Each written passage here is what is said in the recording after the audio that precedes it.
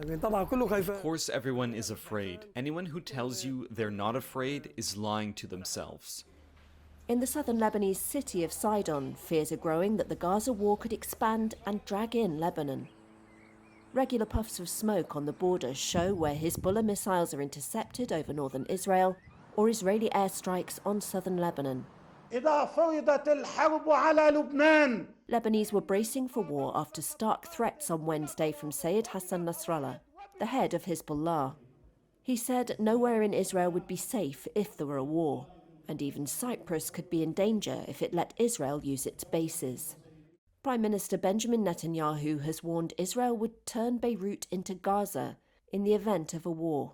UN Secretary-General Antonio Guterres had this warning on Friday. The risk for the conflict in the Middle East to widen is real and must be avoided. One rash move, one miscalculation, could trigger a catastrophe that goes far beyond the border and, frankly, beyond imagination.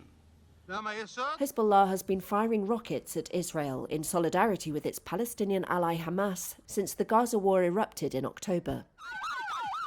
It says they won't stop until a ceasefire in Gaza.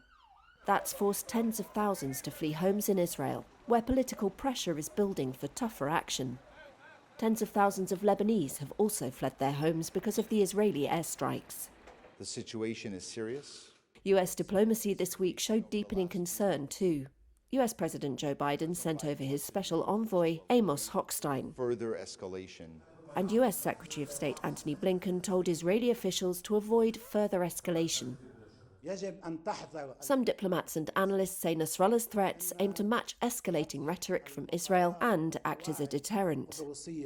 Hezbollah has been flexing its muscle, drawing on ever more potent weaponry, while signalling it doesn't want all-out war.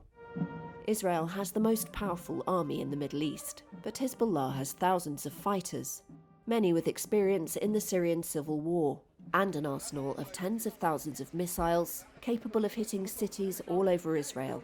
It has a large fleet of drones and apparently flew one over the Israeli port city of Haifa this week, underlining the potential threat to key economic infrastructure, including power systems.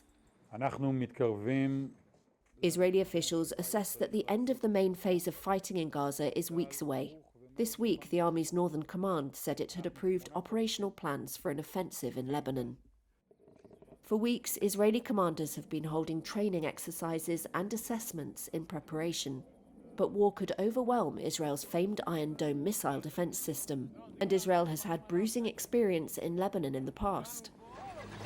After its forces invaded in 1982, they occupied a swathe of southern Lebanon for nearly 2 decades.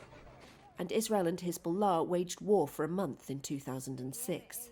Lebanon's infrastructure and economy is already crippled, a result of decades of poor government and conflicts, including with Israel.